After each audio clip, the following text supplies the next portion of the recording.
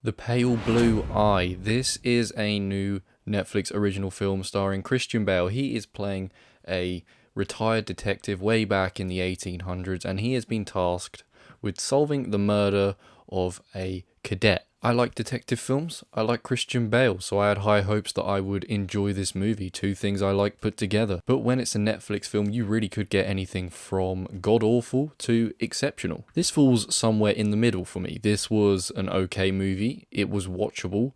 But after about an hour, it starts to get harder to stay focused on and harder to stay invested in. The film sticks with Bale's character, Landor, and a young cadet helping him called Edgar Allan Poe, who was a famous poet from the 1800s. I've heard of Edgar Allan Poe before. You may recognize the name, you may not know who it is, but I'm sure the name probably rings a bell as it did with me. And because this real person is in this film, I was like, okay, so is this a true story?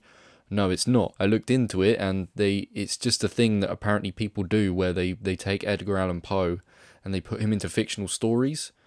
I don't know why. This is what the author of the book that this film is based on did. That he just thought it'd be fun, I guess, to have Edgar Allan Poe be involved in a murder mystery before he became a renowned poet. I don't understand, but that's what you have here. Regardless, you've got this young Edgar Allan Poe assisting Landor in trying to solve the murder of this academy cadet who is, it's a grisly murder, and, the two of them are teaming up to try and figure it out. Bale is pretty solid as Landor, but definitely not his best work. Poe is played by Harry Melling, who played Dudley in the Harry Potter films. He's very dedicated. He's very solid here. I haven't seen him in anything, I don't think, apart from the Harry Potter films, and, I thought I recognised him as I was watching, and yeah, he was good here. He's got a very thick Southern Kentucky accent, and I think he was probably the most compelling of the characters here. There's a few faces here you'll recognise, and performances as a whole were mostly solid, even if accents did come across a little weird, or if characters just seemed to switch up their personality at times. It was a bit strange, some of the acting here, but ultimately that was fine. It was just other elements of the movie that let it down. The murder mystery itself wasn't very gripping. I think the first 15 to 20 minutes I was like, okay, this is interesting enough. I'm willing to see where this goes, but as it goes on, it just doesn't really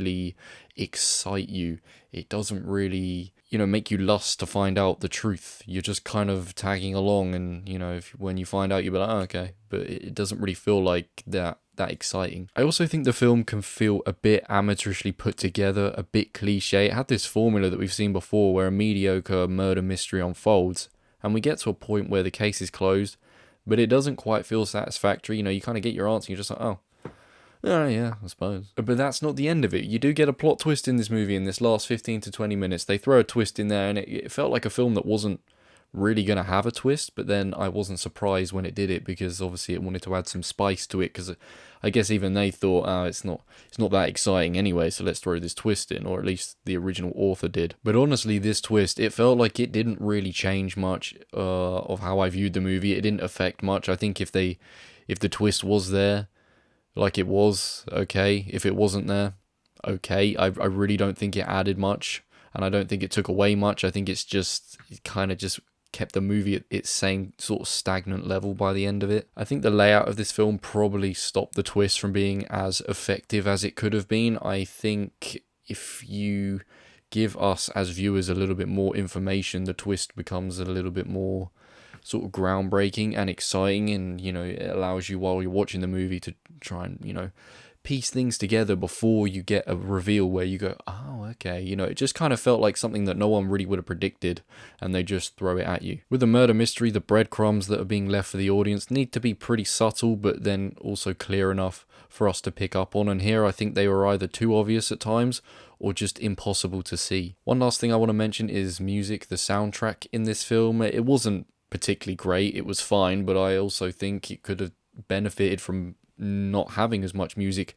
I think most of the scenes they were playing the soundtrack, and the soundtrack didn't really do much, and I think it really would have benefited from having some silent scenes, or at least just the natural sound, like the dialogue and the background noise. I think it would have benefited from just having less music. Maybe a strange thing to mention, but sometimes when I watch a movie and music is playing, I will think this scene would be much more effective if there wasn't music playing, because the music is almost dictating the tone.